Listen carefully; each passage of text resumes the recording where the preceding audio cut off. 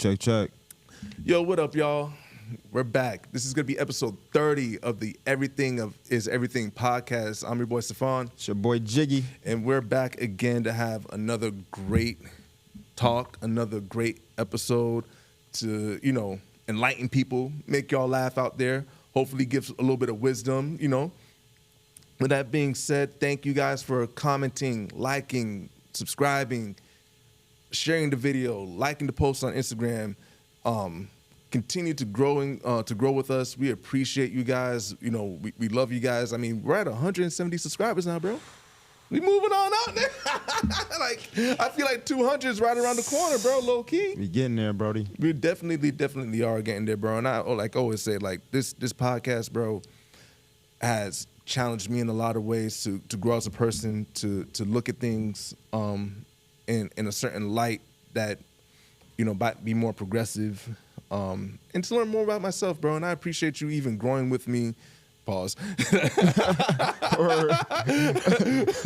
sounds crazy, But just being on the journey and us, learning from week to week. We want to hear from you guys at home too. We have a lot of in-depth topics here, and we want to hear what you guys have to say back. How do you feel about things, and help us to mature and grow as well, bro. With that being said, bro, how was your week? Bro, my week is real good, man. Nick's about to close out the series, so that's always a good thing. There's a lot of great things. Well, not a lot of great things. A lot of stories going on, like the conclusions of stories and just floating around. So just, getting perspectives from those different stories that's going on, it was a great week for that, right? Right. Because certain little things happen, you get a better understanding of what needs to be done next or what conversations need to be had. So right. I feel like it was a great week to bring up a lot of topics or to talk about a lot of things, not with just your friends, but even with some of your family members, just to bring the forefront to, make sure things don't happen again. Right. Hey, listen, I'm going to be one quick second because I forgot our little speaker real quick. Oh.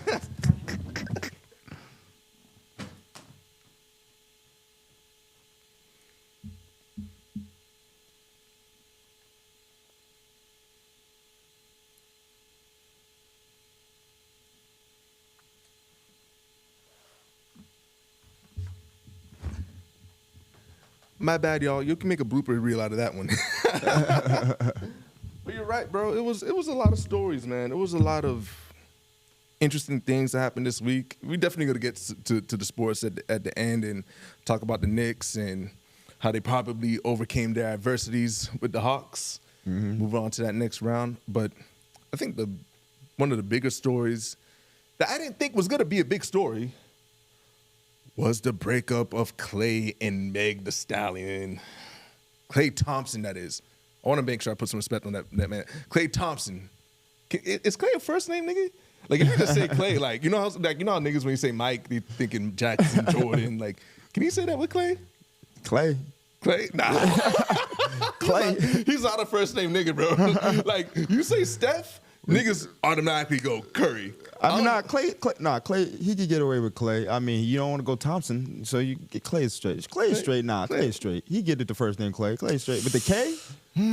Clay with the K. Is there, wait. And Clay in the building? I'm trying to think. Is there a Clay more famous than Klay Thompson? If I can't think of a Clay more famous than Klay Thompson, maybe we can get away with Clay. Get away with Clay. Okay, well, Clay, you single now, boy. Apparently, Meg Thee Stallion and Klay Thompson had a breakup. Damn. Kind of hate. First, a Fat Boys breakup. Every day I wake up. A lot of y'all out there had a lot to say.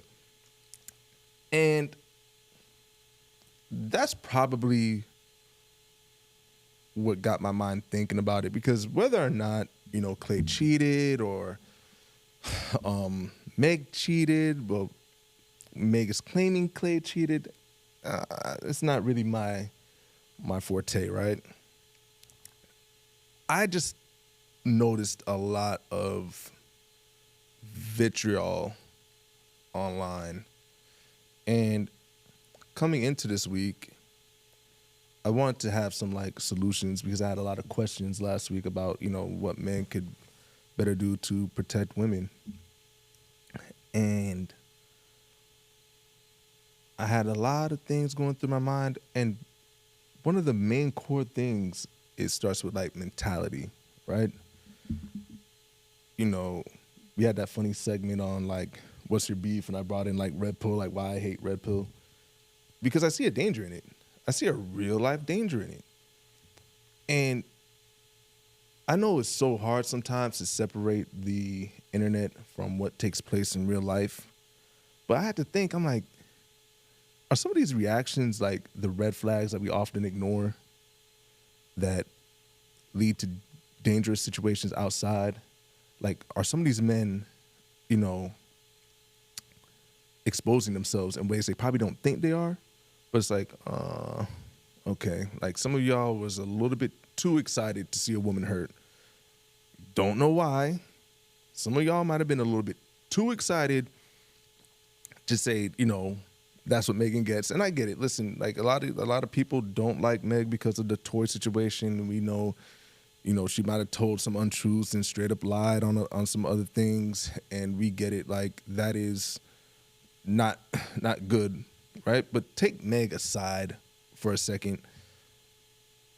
Like, those gotcha moments that reveal your intentions, it's like, as a man, first of all, why do you care that much about Meg Thee Stallion? What she got going on?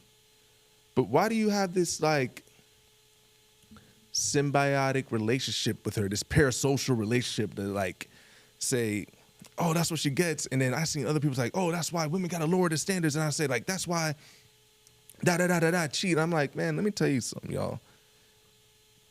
Cheating don't need to be a big discourse. Like, you know, if you want to have a deep philosophy on like why people cheat, you could probably watch Dr. Cheyenne Bryant. Right? You want to talk about that? You can talk. You want a TED talk about cheating, bro? People cheat for 1,000,001 reasons. It's not no one singular one. That's a fact. And at the end of the day, like as humans, bro, we can't control nobody. Yeah. We can't dictate what someone does. You could be the best person in the world, and a man or a woman might step out on you. It happens in life. Yeah. But you have to learn, you know, if you're on the receiving end of that, like I learned growing up, is not so much what life does to you, but how you react to it. There's going to be good ways to react to it. There's going to be bad ways to react to it. And if you react to certain things in a certain way, you can take a bad situation and make it worse. But you're seeing so much discourse.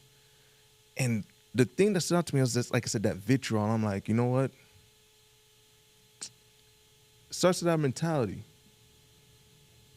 And like us holding each other accountable. I'm like, hey, man, you know what?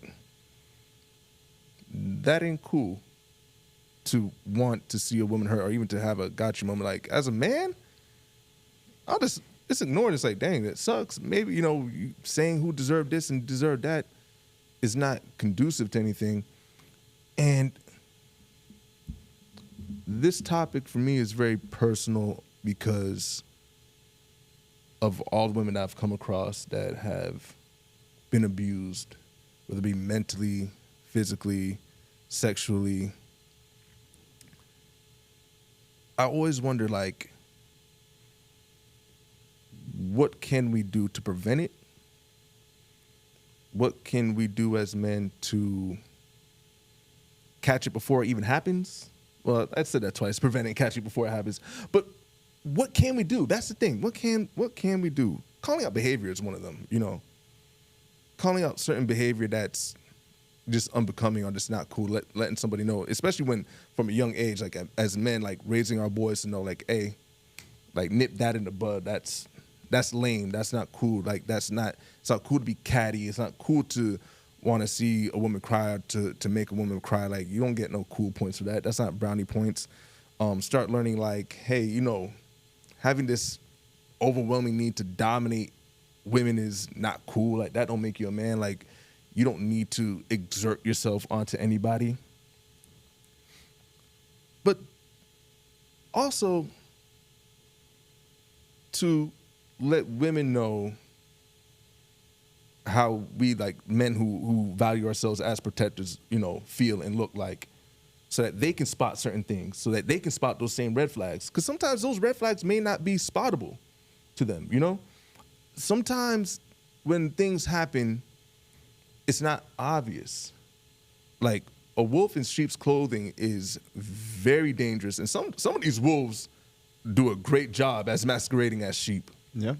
And you can be with somebody 3 years, 4 years, and think you know them front and back. And then, suddenly you find yourself in a different state, a different city, isolated, just you and them. And it's like Jekyll and Hyde. And a whole nother person reveals himself. And now you're somewhat trapped. Away from family, away from friends, away from people that love you, that want to help in that situation. And those situations can lead to a total hell. So that was just like the beginning part of my thesis, bro. I want to let you go for a bit to hear what you think, some of your thoughts about it. You brought up, you bring up great points. I mean, asking the question, what solutions can we take to, help men not get to that point, to, mentally abuse or physically abuse women, always, taking those precautions. So having the conversations amongst men, I think is like a great conversation to have. Just because we do need to figure out what can be the space that even if certain men do feel like that they can get to that point and be like, all right, you know what, I talked it out, let me not do it. I talked to it with other men, and I realized this is not the way to go. So having those conversations, I think, is great. Right. If we go towards just like the particulars of like the Megan and Stallion situation, I wasn't too familiar with that whole situation. You get what I'm saying? I just knew Klay Thompson played bad this year. That's a fact. You get what I'm saying?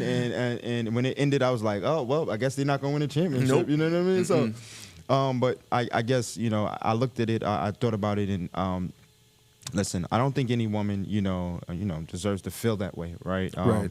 And speaking particularly about her situation, because, I did my research to come here to talk to you guys about it. I do realize that, of course, she had things that happened in her past. There's a lot of men that would probably be able to, online, that can go online, artists or whatever, basketball players that can go and talk about their, relations with her, right? Do you think, Klay Thompson may have taken that into account, with his relationship with her, and always thought in the back of his mind, like, I could never really truly be with her if she was with this person. And she did this and she did that, especially, with, protecting his money and also protecting his perception. But he wasn't going to let it, it seems like he wasn't going to let that stop him from having fun. Right.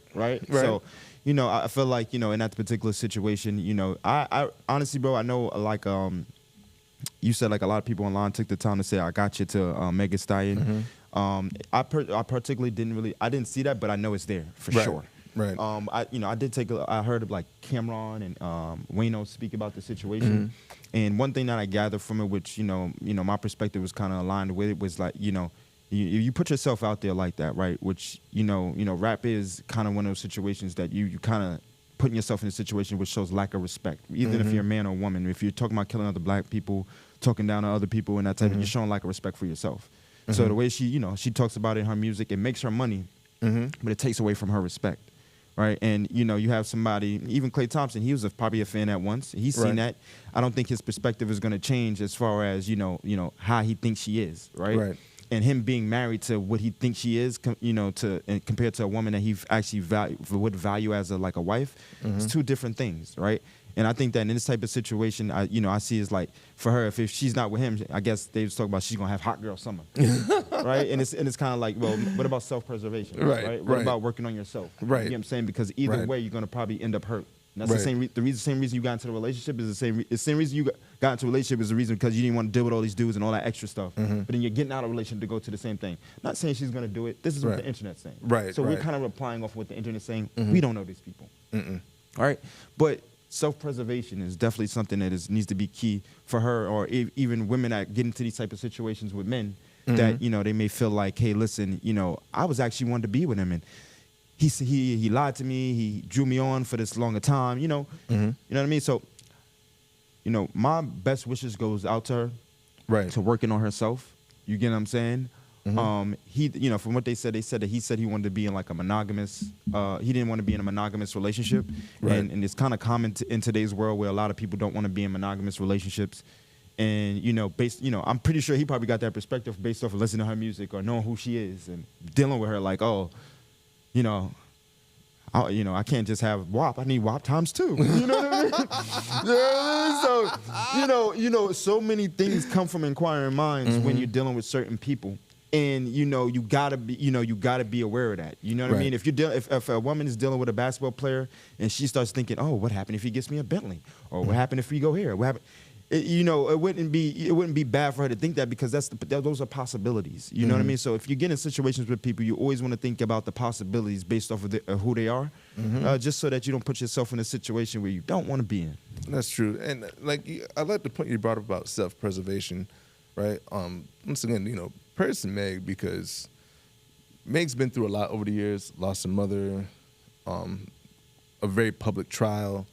Very split audiences on that. Like I said, there's a group of people whoever loves Tory just hates Meg for ever and ever, Then you have, like I said, a very public breakup, which even for me personally is why I've always believed in guarding the things you love the most and keeping it off the internet, because once you put it on there, it's more fodder. You know what I'm saying? And a bad breakup is hard to deal with already. It's even harder to deal with it in the public eye. So I can imagine where her mental might be, and I'm praying that she's in a good space or she's able to get to a good space. But that was my other thing about preservations. We talked about the depression rate being high for Gen Z, right? Here. And I feel like it's probably not just a Gen Z thing. I think even older generations, millennials and other people who were living in such a challenging time, that we have a lot of mental battles. I think the way social media may affect our chemicals in our brains aren't really studied, and, how we might perceive things so differently because of all the memes and overexposure to information and everything like that isn't studied. And I think for men, we have to really look inward and figure out, how do we better take care of ourselves, keep our mental health positive. And one of the lines that stood out to me from Kendrick Lamar is on Father Time, when he said, "It's crucial. They won't stop us if we see the mistakes. Until then, let's give the women a break, grown men with daddy issues."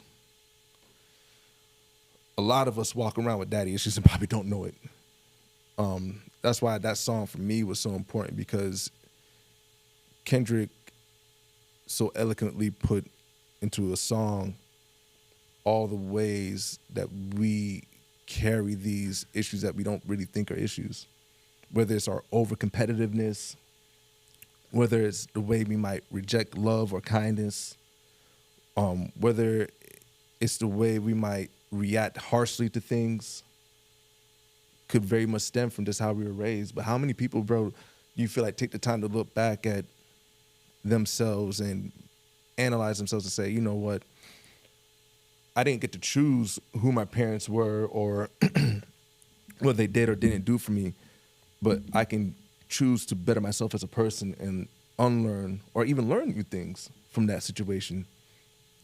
Because some people might be coming from homes where they see women get abused. And I feel like as a man, if you're growing up seeing that, you might think that's okay to do. You might have that linger, but it's important that you learn that that's not okay, and what you witnessed wasn't okay. And you shouldn't want to reflect what you saw growing up. There was a situation, I'm gonna pull up the news article, because this happened maybe, I wanna say about 5 or 6 days ago. Check the date here real quick. Yeah, here, down here in South Florida, 9 more arrested, undercover teen sex trafficking bust in Miami, cops say. And these were girls between the ages of 13 and 15. What? That's crazy. I mean, this was published, April 24th. This is the capital of scamming, right? The capital of Miami. So, bro, that's crazy. Bro, and that's what I mean, when I said, on the last one, it's got to be scary just walking outside. Bro, 13 and 15-year-olds. Yeah. How do you, as I don't have kids, but for the girls, dads out there, everybody, even if you don't have a child yet, I think every man has thought to, if I have a daughter, I'm not letting none of these little boys around my girl. And it's dang, you feel like you can't even let your daughter out the house. If this is what's going on. Yeah. 9 more arrested. you talk about that nasty website. I don't understand, bro, how that website wasn't even taken out immediately. Where it was like, the headline was a little bit misleading as far as like it's saying 62 million. It was more like hits, not necessarily people. Every time you visit a website, it counts as a number. But even then, 62 million on a website that's teaching men how to harm women is absolutely insane. I'm like, where the government at? Like, shouldn't we not be policing this?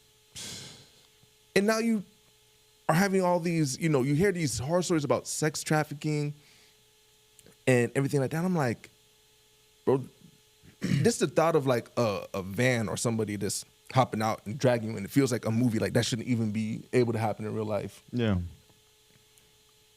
And once again, the most vulnerable people in our society are going to be the women and the children.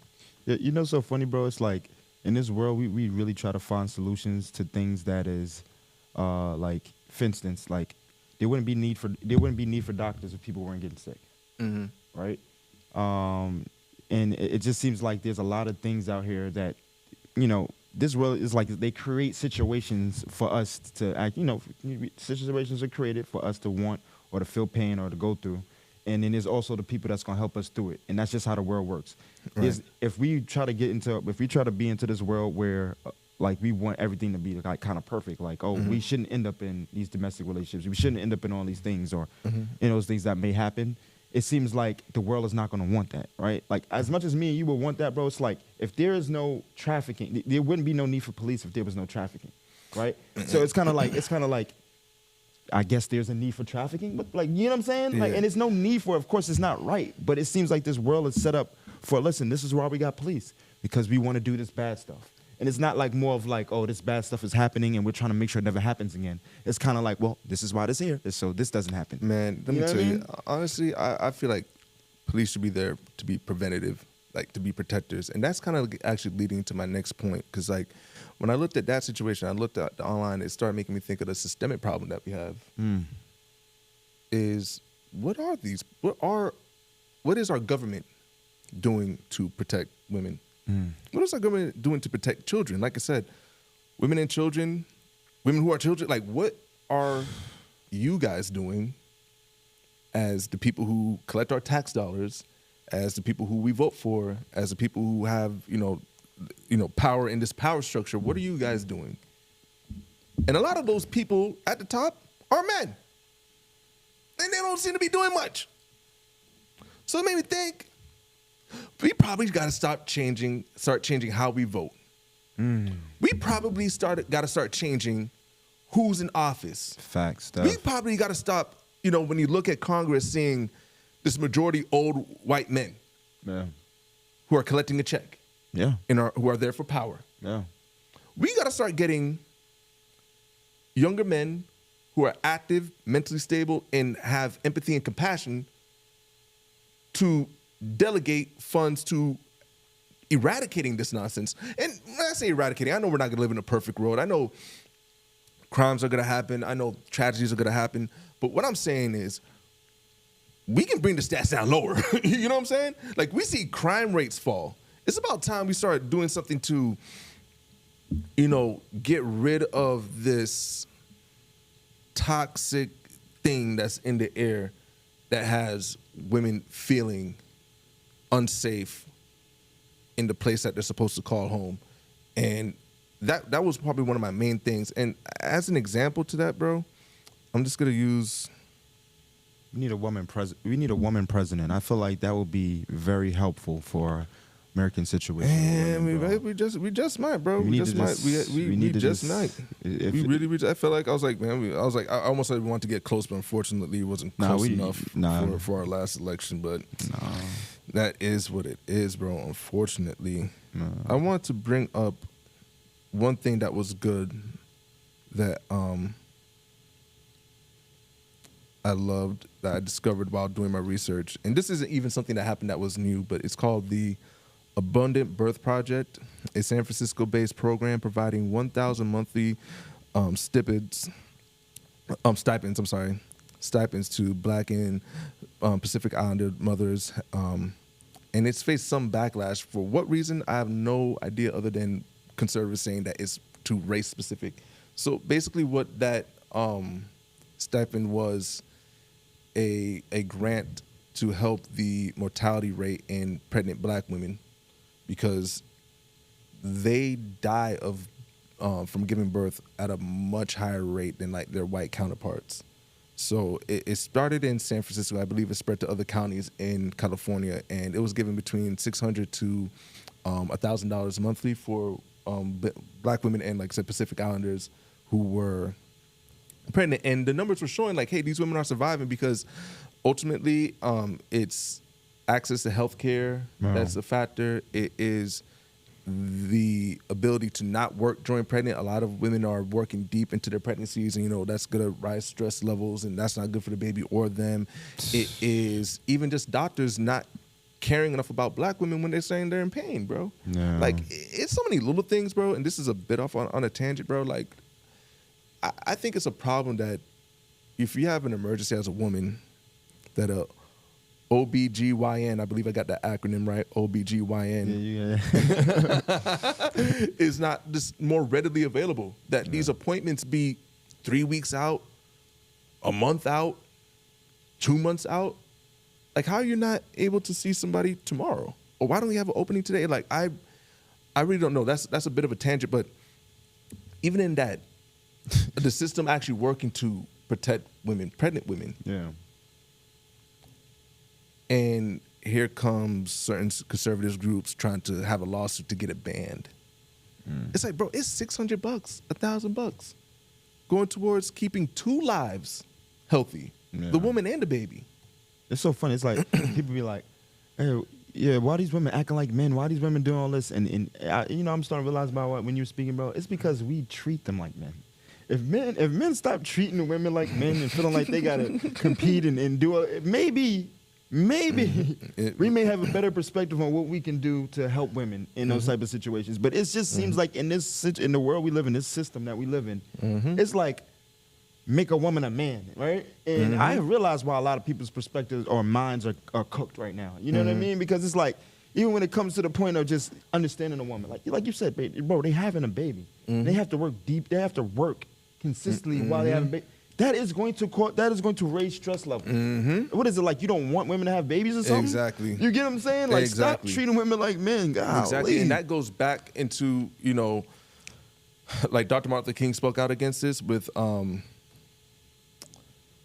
like food stamp privileges and stuff like that, and the men having to be outside of the house and creating an environment where the woman's separated from the man, and it's a mess. Yeah. It's a mess. So that's what I mean. Look at the system that we're in.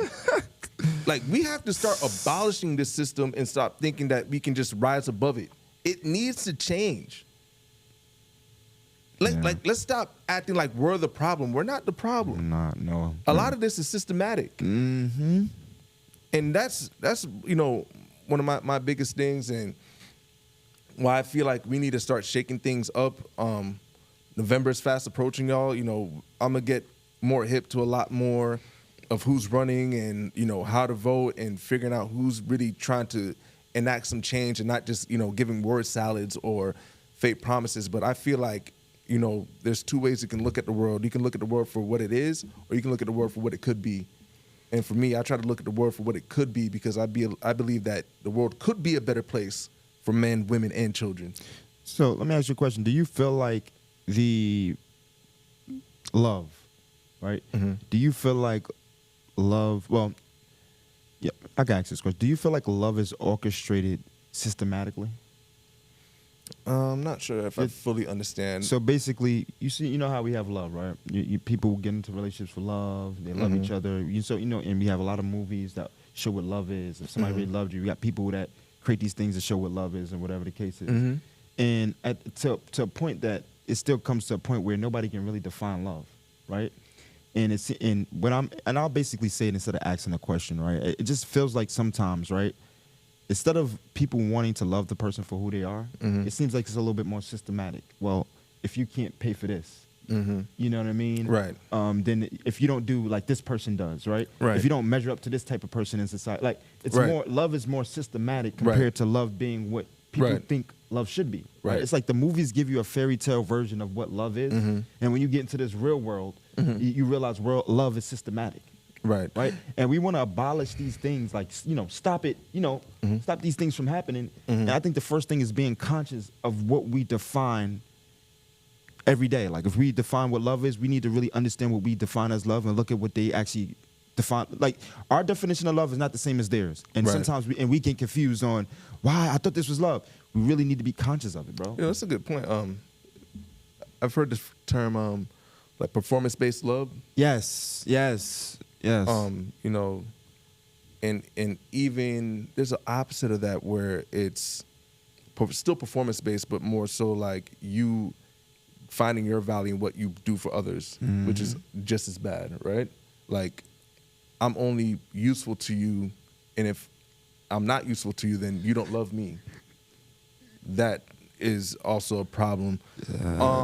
I think there is definitely some systematic ways that, whether it be Hollywood or even like a company like Hallmark and the way romance is portrayed. I think maybe sometimes people don't know the difference between romance and love. I think love can vary for people depending on even your religious views. Like for me as a believer in Christ, like love is sacrifice. Love is doing in spite of. Love is forgiving. Love is so many things that encompass what you learn through the story of Christ, right? Like that's how I view love, and I try to apply that to, my love life, my personal relationship. I try to apply that love to my mom, my sister. When I have kids, my brothers, cousins, family, everything like that. Yeah. And that's a good question, because I think that's another frustration that I've seen online is like men having this thing about women, quote unquote, lowering their standards. Like think about that. Why is someone else's standards your concern? That's true. Why don't you just meet your criteria and let them worry about their criteria? Like what's for you will be for you. And it doesn't have to detract from someone else. You know what I mean? Yeah. Like, I don't have to worry about, like, listen, if there's a woman out there that thinks I'm ugly, that's fine. Yeah. Or if they think I'm broke, that's fine. Yeah. Or if I don't have the right car, that's fine. Yeah. Maybe there's someone else out there that will love me for how I look, Yeah. the car I drive, the money I make. It might be fine for them. Yeah.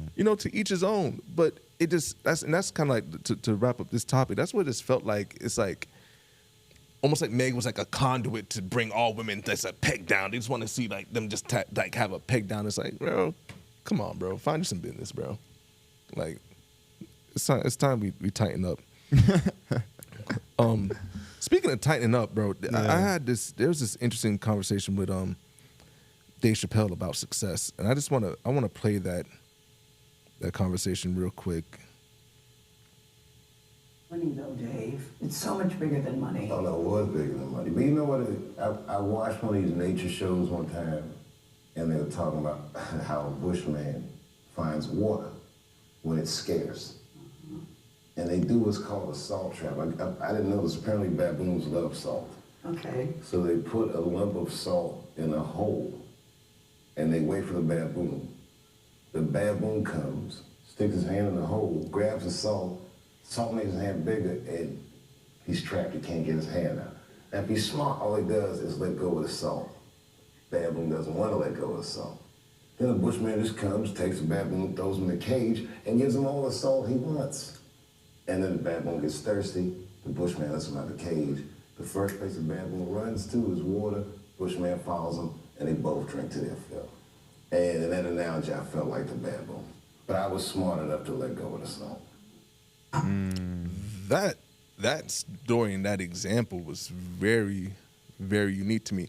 If you guys are unfamiliar with Dave Chappelle, not only is he a legendary comedian, but he was one of the people that kind of blazed the way for, I don't want to say exposing Hollywood, but at the height of his career, he disappeared. He got offered $50 million to re-up with Comedy Central back in the early 2000s, and I mean, had a hit sitcom show, The Chappelle Show.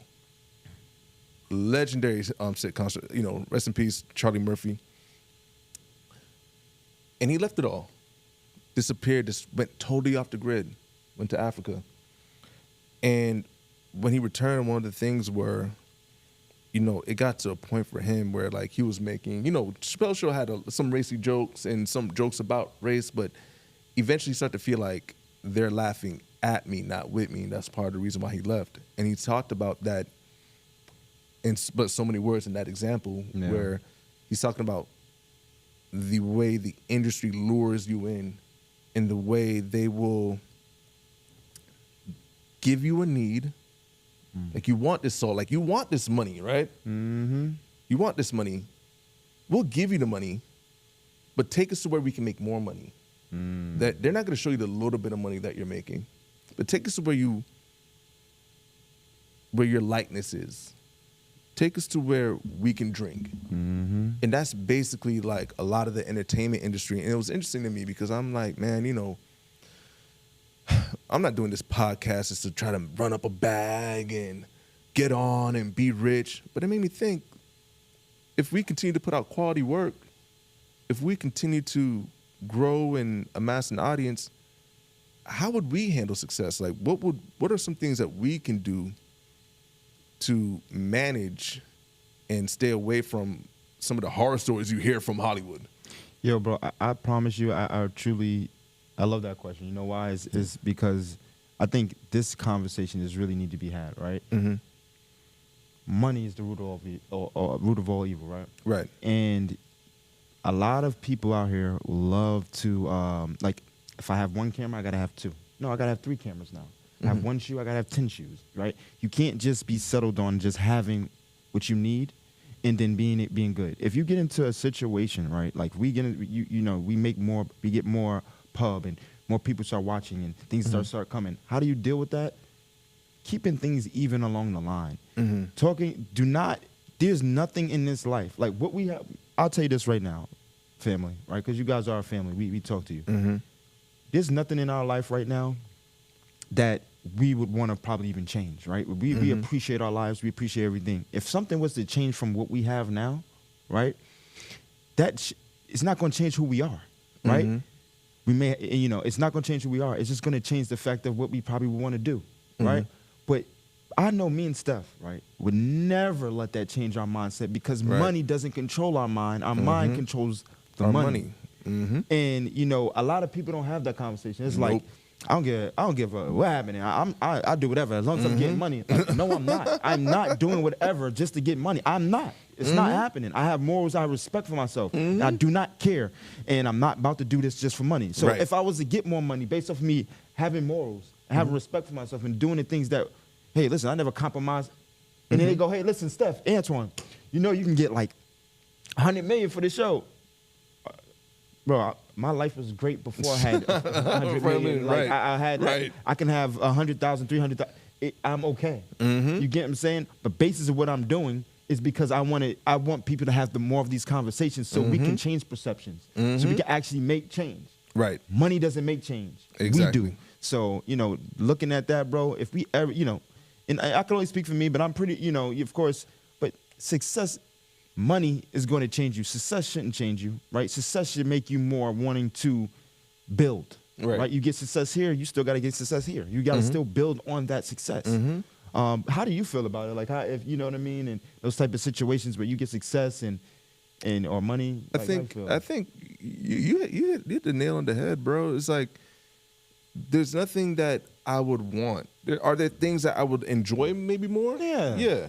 But like, am I gonna rush to be like, yo, look at my Ferrari, look at my Lambo, like, bro, what? I'm impressed. Like what? Like, bro, like, you know, like, let me tell you, quick tangent. One of my worst fears is dying in a car crash. I don't want a Ferrari. I'm sorry. I don't want to race fast. Like, I don't need to hit a. No. So it's being grounded in yourself. Yeah. You know what I'm saying? Like, so many people, like he said, that do things for money. Yeah. They're searching for like a quote unquote better version of themselves, and they're thinking money can buy it. They think the cars can buy it. They think the Louis Vuitton can buy it. They think the Gucci can buy it. They think the Goyard can buy it. Yeah. Yep. When none of that is gonna change who you are. Nope. You're just gonna be the same person in a Goyard bag. And if that person is lame, or if that person's unfunny, or if that person's mean, or that person's nice, you're gonna be that same exact person. So being grounded is crucial. Now, how do you do it? Right. Now, how do you do it? Now, that's the thing. Yeah. How do you do it? Me personally, I would like to have another me in my life. Just a hater. Just a nigga to say, shut the fuck up. Or just a nigga to say, hey, that ain't it. You know what I'm saying? Yeah. Like, tell me. You know what I'm saying? Like, you know, even before we had a very spirited conversation off mic while we were organizing and getting out our thoughts and how we were going to approach this episode, and I loved it. And that's what I love about my brother is that, like, I can have these talks, and he knows I might get a little loud or whatever the case may be, but I love him. You know what I'm saying? And, you know, what he's saying is that raw passion come out about the podcast and him understanding it. Like, Jiggy helps keep me grounded. Same here, bro. If I didn't have him to help keep me grounded, maybe I'm not the same version of myself. Keeping people like that around you. You see, when you do the opposite, and it's people who don't love you, but they love themselves, and they want to be around you for what you got, Yeah. that's what's going to keep you, or not keep you grounded, but undo everything. Yep. You know, Yep. and now you're like in his example, like holding the salt. You don't want to let it go. Yep. You'll even double back. Even after you let go or you get out, you get a little bit of salt. You'll run right back. You'll run right back. You trapped again. Yeah. Right back, trapped again. And I see, bro, you know, I just see so much, bro. I see like some of the marketing you see online, bro. Some of the things people sell people. It's like, it can't be marketing to somebody like me, because I look at this and I'm like, this is stupid. But there's some young man, maybe even a young child, like a teenage boy, who's looking at some of these things you see online and going like, oh, is that what's gonna make me cool? Oh, is that what's gonna get me the girl I like to like me back? Yeah. Yeah. Oh, so I gotta go spend this amount of money to buy this course? Yeah. Oh, I gotta go in, I gotta have this car. This car's gonna do it. You know, I gotta, you know, and what's really ironic about this, right? In the same marketing scheme, like, cause it's a grift. I'm calling out grifts. I'm calling out all the grifts. If y'all want to call me a grift, that's fine. If y'all out there saying stuff's a simp, I don't care if I just a piece. I don't care what y'all niggas think, all right? I don't care. I really feel this way. I really feel this way. All right. But they're appeasing to that and thinking to themselves like, all these material things, the house, the car, the biggest chain I can find is gonna make me feel good inside. It's gonna make me whole. It's not. Nope. It's gonna make you more empty. And then what you're gonna find out is this is the oxymoron. This is the catch-22. This is just gonna quick circle back to our original point, how to protect women. That same man who wants the car, wants the house, wants the jewelry, will then complain about the woman being a gold digger. Well, damn, bro. Ain't that how you said you wanted to get her in the first place, What bro? do you think you attracted? You attracted no. What you mean, bro? Come You got on. what you wanted. You got what you wanted, bro. They be crazy. Yo, I this don't girl understand crazy. it. You attracted it. Exactly. You. This was your idea, fam.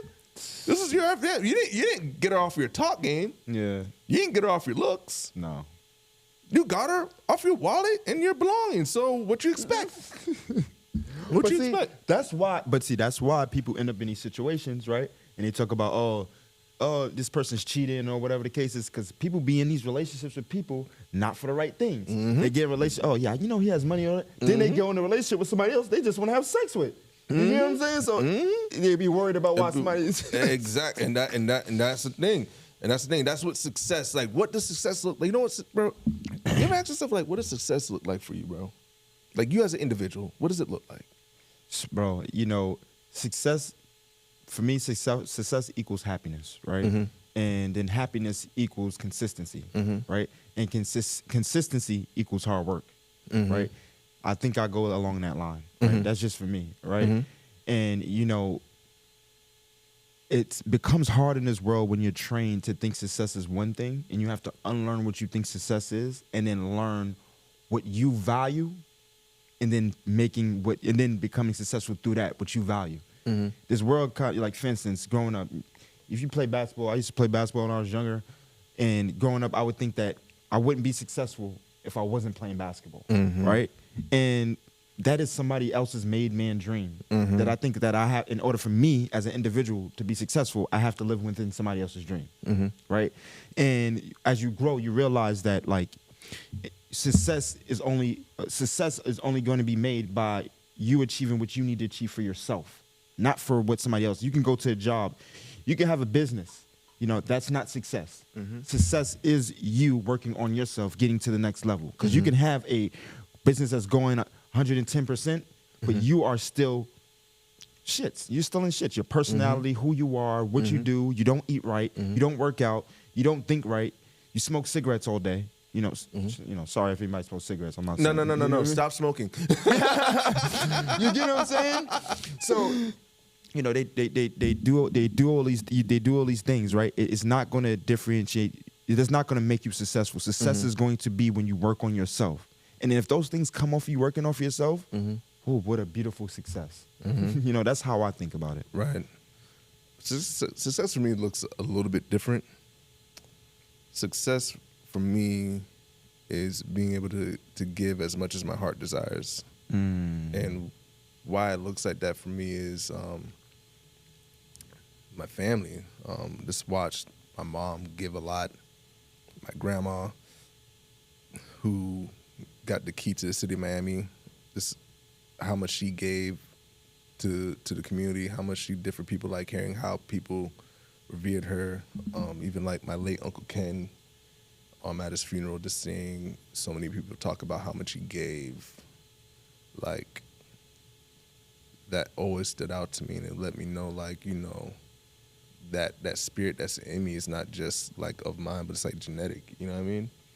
And when I say give, I ain't giving to everybody. They ain't a handout. Like, you know what I'm saying? Like, I'm not just gonna be out here like, hey, like I'm Oprah. You get $100. You get $20. Like, but I mean, like, give with a purpose.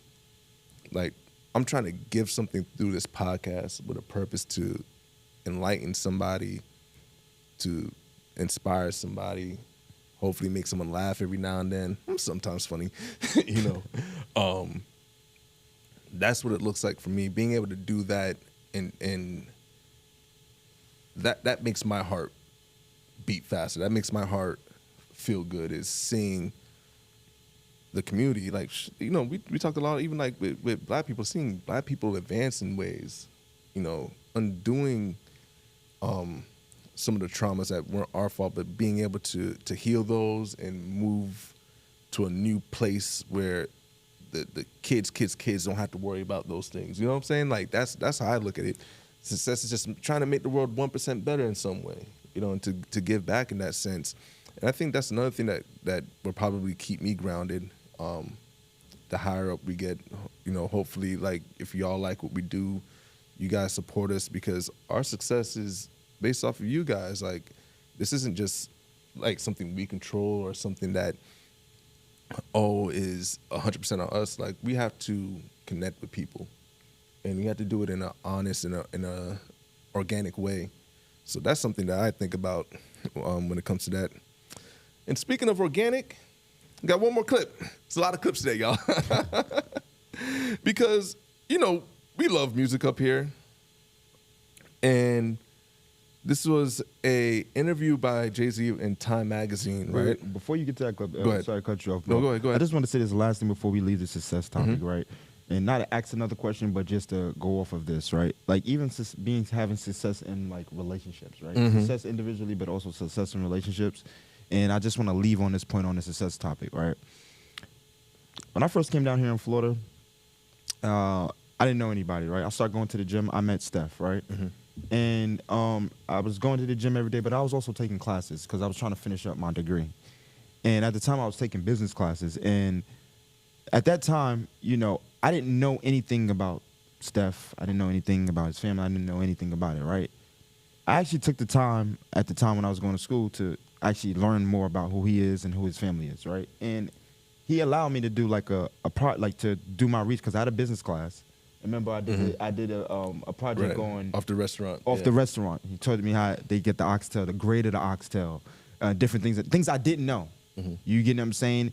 And the point of me saying that is because I feel like in any relationship, if it's a friend relationship, if you are with a woman, or whatever the case is, learn the people you are around. That's so true. Because that will get to success. And even if you guys get into situations where you guys may not be on the same terms, understanding and doing that research to understand that person is always going to lead to a successful relationship. And I just want to lead off that and go to the next thing. But yeah, man, because we had to learn some people in our last situation where we was at. He didn't go out there. He didn't do too good. And we still love him. We still love him. It was like, damn, nigga. You gotta learn though. Like, I had to learn. I was like, I didn't think it was gonna be all this. Nah, right? This is only my third day out here, man. All right. Like, Hey, but even then, in our next topic, this guy got too much success. Jay-Z got a whole lot of success. Let's play. See what Jay-Z had to say, man. But Tom, never fight against the future. But if you're trying to make young music and you're not young, it's gonna be inauthentic, and people can feel that. You can smell it. So the best thing that anyone can do, like going through music, is to tell a story, and just keep creating from that space. People all the time love what the Clips are doing right now, and how it's authentic to them, and they're telling the story about their mom and dad who just passed away, and how deep that is, with John Legend singing on the chorus, and everything that they've been through is an authentic display, a piece of classic material that it could have came out 96 or come out 2026. It still feels the same because it's real and it's authentic to who they are. Love what the Clips are doing right now. Yep, man, that's man, Jay-Z. I told you that Clips album. No, it's not about the Clips. I brought this topic up and that clip up, right?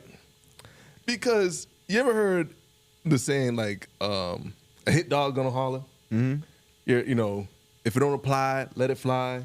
yeah. If the shoe fits. Because somehow, right, and this was a lot of people, this is a certain group of people, Drake fans, took that to be a shot at Drake. How?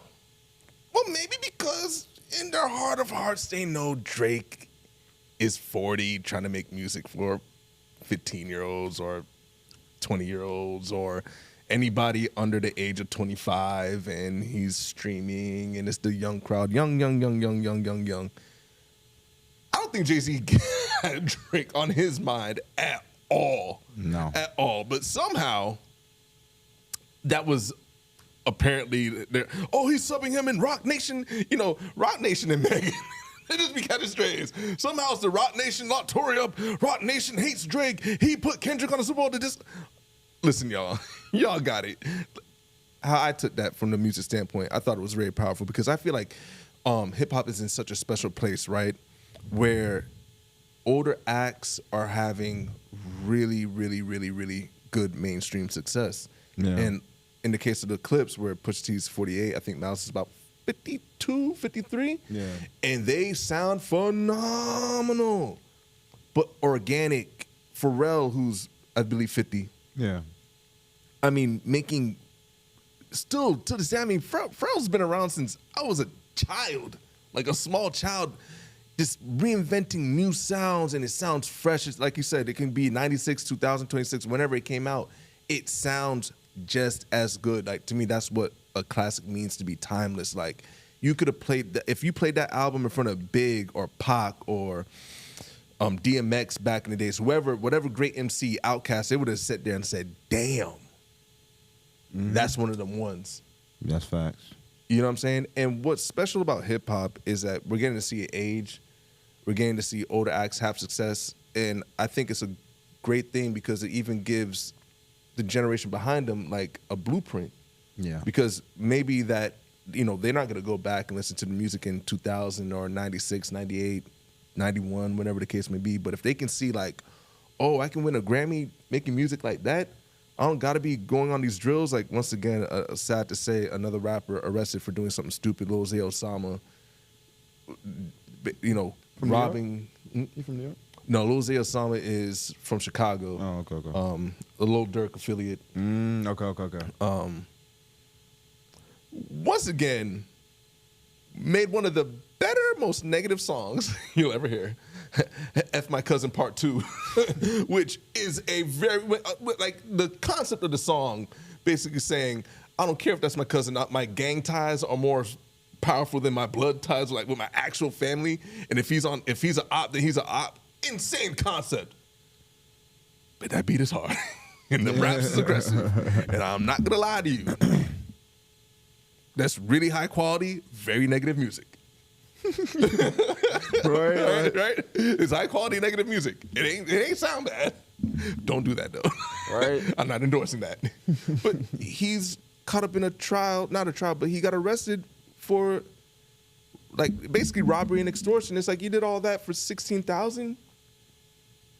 Remember I said last pod, like long gone are the days where the gangster rappers' ceilings are DMX and Jay-Z and Jeezy, and I listed a bunch of those dudes. You guys are going to jail. Yeah. You guys are resorting back to licks because the market's that, you know? Yep. You know what I'm saying, bro? So let me ask you a question. Have you noticed how you don't really hear rock and roll being prevalent like that anymore? Yeah, that's true. Like when you sit back to think about it, and That's true. as a kid, I wasn't super into rock, but I really loved Linkin Park. Yeah, me And too. I like Linkin Park. Linkin Park is fire. Yeah. And I remember a while ago I did some research on like what happened to rock and roll. Like what white boys stopped caring about the electric guitar or something? Like what happened for real? And there was a really good video on YouTube that broke down basically rock got aged out. Like all the older rock bands were so legendary and so like dominant that like no one really cared what came after. Like, you know, it's what was it? AC/DC and it's you know, AC/DC, yeah. you know, it's Van Halen and it's, you know, all the legendary, you know the rock groups Yeah. you probably heard. Those guys, they're still selling out stadiums and arenas and doing big tours, and like there was no next crop up behind. And then that, you know, that group is not actively making music. They're just legacy acts. I'm happy that we're in a state where like hip hop is allowed to age, that they're just not legacy acts, that, you know, older artists are still having a lot to contribute to the culture and to the genre.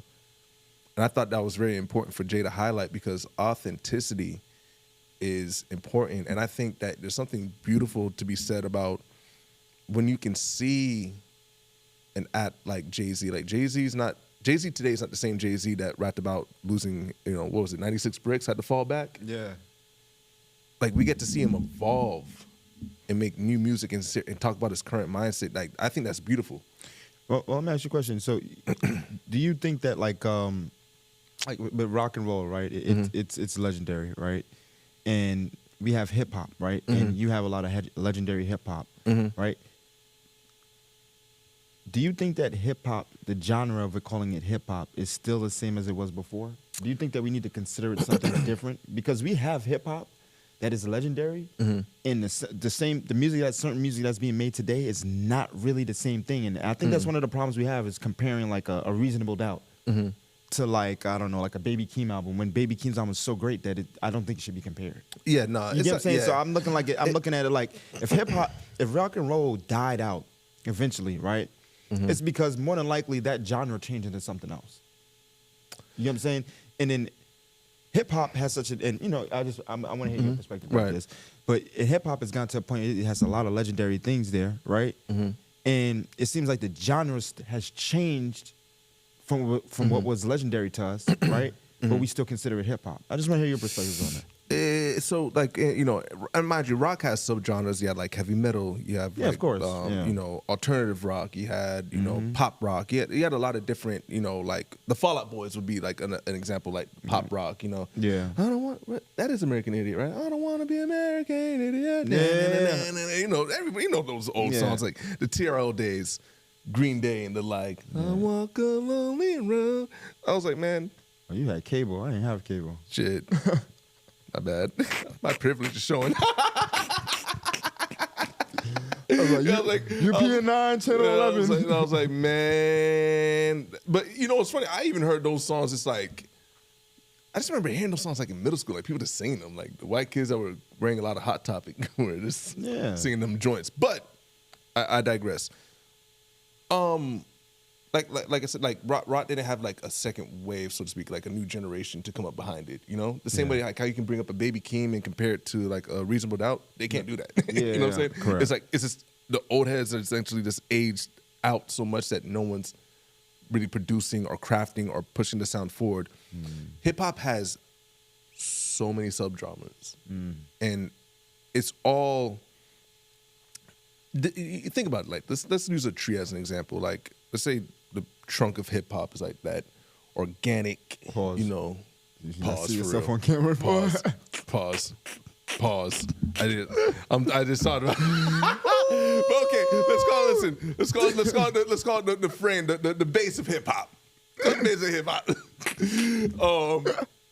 Where you know, embedded in graffiti and break dance and lyrical ability and you know crate digging, all the stuff that we know it to be at its core, right? Yeah.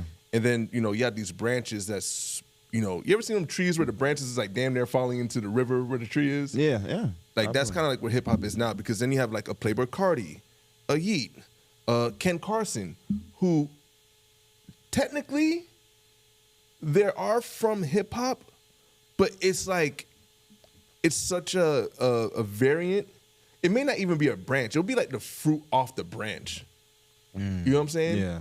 Like I'll say Baby Keem is more like the branch, and like a Ken Carson and the light that I just named, Saw Baby. Those guys are more like the fruit off the branch, where it's like, yeah, they're still connected to the way, but just barely. Yeah. It's not really like the core of it. But to your point, they don't get the recognition, even though they have a really big fan base. And I mean, mind you, they might draw upside down crosses on their face, but not going to jail, right? Right? Like it's very weird, bro.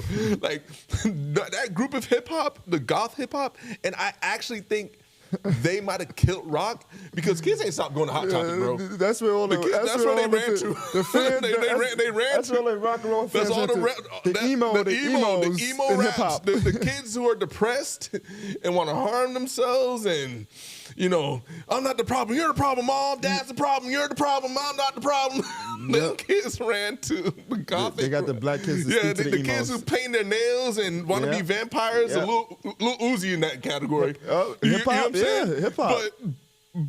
But That's where they went, bro. You're right. Yeah, so it's like it is, but it's like having a third cousin. It's like y'all niggas barely related, but you related though. You can't deny that you related though. Like you your cousin's cousin.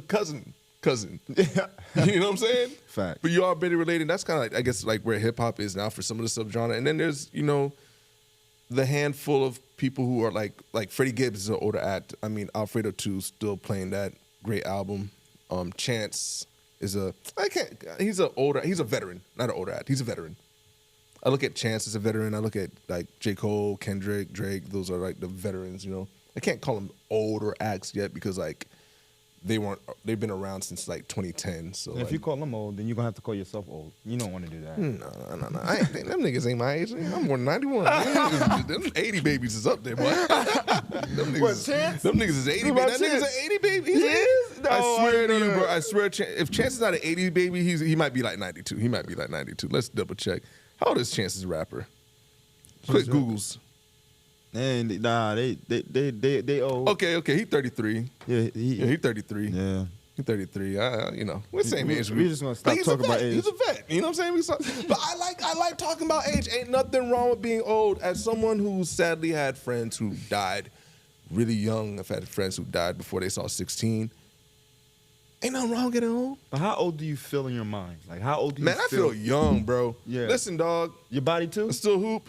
Man, you know, I be at my chiropractor. I got good knees. My knees ain't cracking, but boy, my hips, bro, them years of basketball, I be like, hey, man, I be needing them adjustments twice a week, bro. I ain't gonna lie to you. I'm just trying to make sure I age well, bro. I still want to be able to tie my shoes when I'm 50. You Yo, feel bro, me? the other day, bro, I'm in the crib or whatever the case is. I'm chilling. I'm watching TV. I had my foot just extended out, and my Achilles just started hurting. I'm Bro, like, oh my what is- God. I'm like, bro, I didn't even. Oh my God. I'm like, yo, bro, I didn't even make a move, crossover jump shot, nothing. Just started hurting. I'm like, Yes, I was like, at bro, the time. I felt the same pain the other day, bro. It was my right foot too. I was like, I'm in my right foot. I'm like, I don't roll that ankle a lot in basketball. Like that's why I was like, I had to stop catching dunks, man. I remember I stepped on someone's foot coming down from a alley. I was like, no. Your foot just go. Yeah, like bro, that when you was like 12, 13, when you had that ankle roll, Oh, it was you just nothing. tighten up your shoes. It was You nothing. Tighten up your hyper dunks. Yep. Now, Oh yeah. Hold on, guys. I gotta stop. I gotta stop it. it's over, bro. Yeah. And sadly, I've had some of my friends who just some old ass shit. Cause they like, niggas stopped playing ball. Like, nah, I got back into playing ball. Tore my Achilles. I'm like, so you see, you take for granted you was doing mad calf raisers. You think you can just go out there and hoop like you used to. Nah, buddy, you better go get in the weight room first. Prepare your body. You have to. You gotta prepare your body. 100%. Stretch But everything. I said that this is wrap up that topic. I'm glad that like I said before, I'm looking forward to what this next runway for hip hop is. I like the fact that hip hop is going back inward. It's healing. It's like I said, one sound's been dominated for too long. We're still gonna wait on that Iceman album. We'll see what Dre does. But to wrap it up, man, did you check the score for the next game currently? It doesn't really matter. When you're up by 50, you won. So we're in the midst of the game probably ending, or it already ended, and you don't look at when you're a winner, you just win. You don't care about the losers. 140 to 89. Oh, that sucks for them. You know what I mean? But anyway, just on our way out, right? Because we transitioning out, guys. We love spending time with y'all, but first things first, right, Steph? Mm-hmm. Let's just talk about a little bit about basketball before we leave here, right? Okay. First things first, right? Last episode, and you can't run from this stuff. It's okay. Don't look the other way. You put into our thing to have a subject about Scoot Henderson. And oh boy, I told you, I said, Steph, that was one game. If I invest in this stock, it better go up. And Steph, I didn't invest because it did not go up. Anyway, that series is over, so we're not going to talk about that. We're not even going to go. We already know your predictions. There's a personal disclaimer. Steph is not responsible for any financial decisions. But look, bro, I don't know what he's talking about. let's just say this, right? Scoot Henderson, good player, right? But he should have used this more as to work on his game compared to trying to come at them personally, screaming at them. Because you score those points and you have a game with 0 points. No consistency. Let's move on from that. That series is over. James Harden, Toronto, Toronto versus the Cavaliers. Cavaliers is going to win that one. It was real interesting to me. 3-1 right now, 3-2 Orlando, Detroit. Did you think that was going to happen? I did not. And I'm going to give you my thoughts real quick, but I just want to say something. I know I speak a lot about accountability up here, right? But I'll also have you know, I'm really good at dodging it too. So I did not tell anybody to buy the stock on Scoot. That was my own personal decision. Now, I have a disclaimer ready, and I will not be held criminally or legally liable for anybody who went out and bought a Scoot Henderson jersey.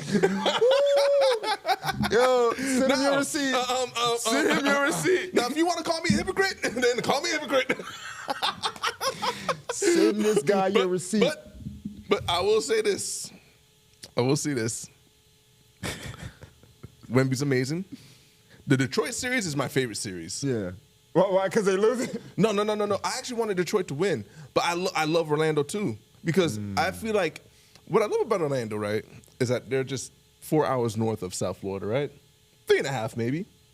And I just want Pat Riley, who said he wouldn't give up Bam for 8 picks and Victor Wembanyama. Just look at Orlando. Look at the success they're having. Then look yourself in the mirror and ask yourself, what are you going to do about it? Because Orlando is showing you what a successful rebuild looks like. Yeah. And honestly, sad to say that Franz Wagner just seems to have one of the worst injury bugs. You're talking about that. He had an abdominal strain, I believe, like an oblique strain that missed a lot of the year. I don't think he only played 34 games. He came back. What was that game?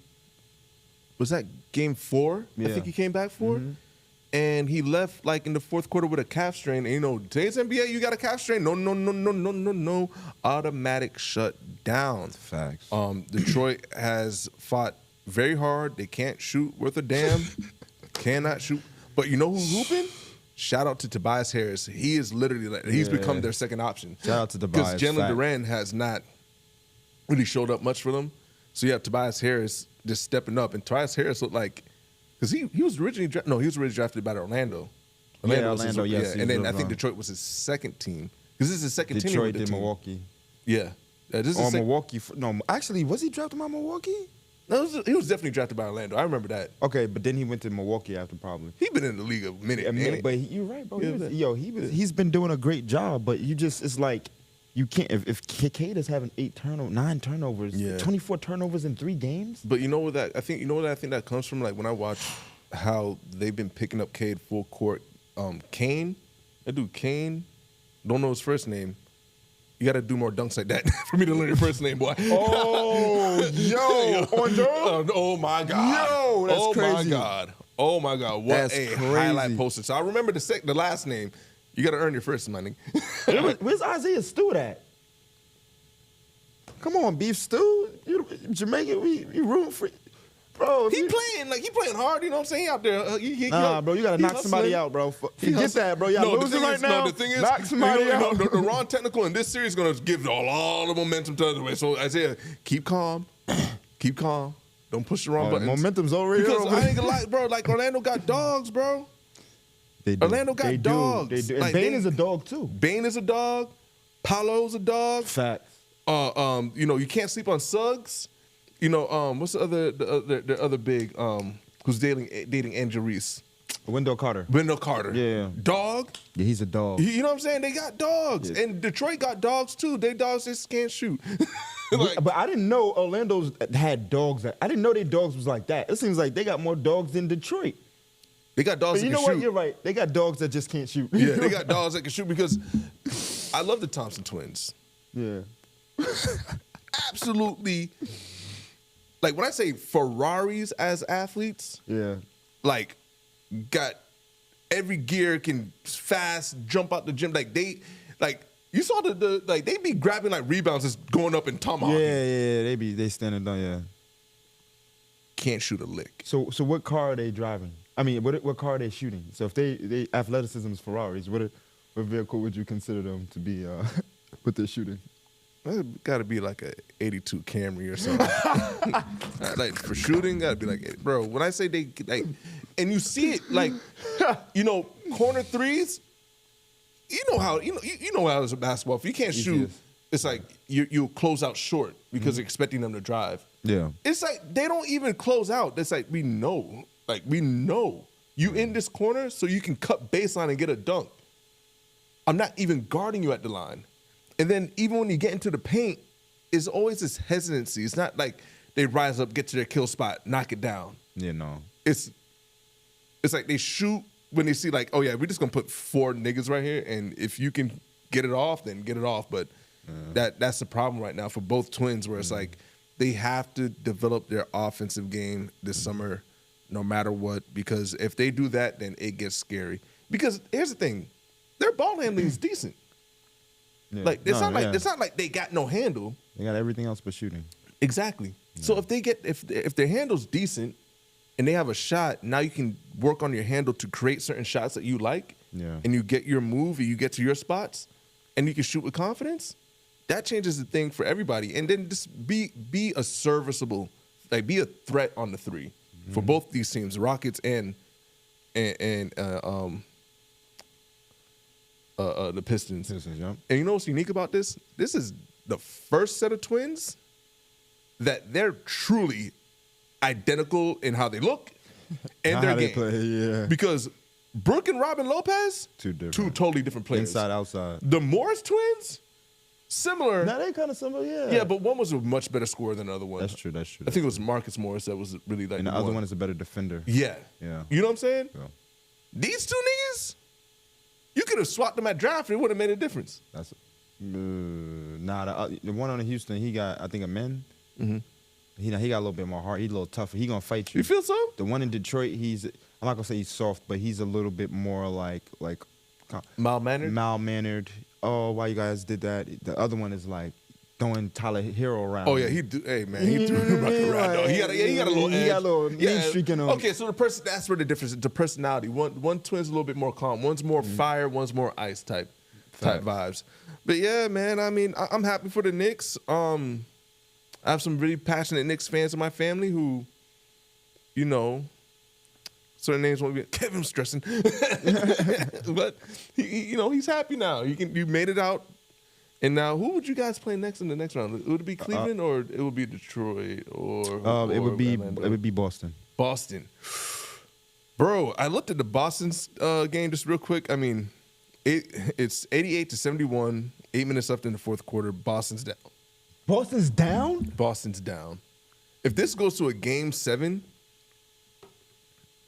I mean, Embiid makes a difference, but they're not gonna beat the Knicks. I don't think either of those teams beat the Knicks. I think the Knicks really have a good shot at going to the championship. Not even being biased or anything. I really think they have a good chance. They have the team. Like, for instance, there's nobody in the East at this point besides probably Evan Mobley that could probably guard Karl Anthony Towns. And when the Knicks realize they play through him, then Jalen Brunson, because Jalen Brunson is gonna be who he is regardless. Mm-hmm. But if you play through Cat, because if Cat get 20 and 10, you're gonna win. Mm-hmm. I don't really see anybody beating them. I mean, I think they got Boston's number, but yeah. Hey, listen, y'all. If you want more basketball takes, go watch First Take, nigga. You feel me?